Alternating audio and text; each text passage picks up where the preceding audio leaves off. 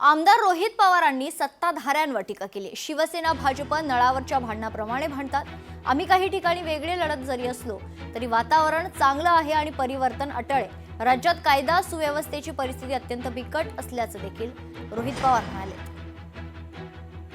काही लोक भांडतात की हे पाणी माझं, हे पाणी माझं। तसंच या महानगरपालिकेमध्ये बऱ्याच ठिकाणी आपण बघितलेले सत्ताधारीतलेच पक्ष एकामेकाशी अशा पद्धतीने भांडतायत की जसं की एखादं नळावरचं भांडण आहे, त्याच्याचबरोबर एकामेकाच्या कार्यकर्त्यांना पदाधिकाऱ्यांना पैशाचा आमिष दाखवून हे आपल्याकडे ओढणं, नाहीतर एखाद्या पदाधिकाऱ्यांना कुठेतरी भीती दाखवून आपल्याकडे ओढणं, हे जे काय राजकारण आहे ते लोकशाहीच्या विरोधात आहे। आणि दुर्दैव असं की याच्यातच काही महानगरपालिकेमधले जे नगरसेवक आहेत ते बिनविरोध निवडून येतात।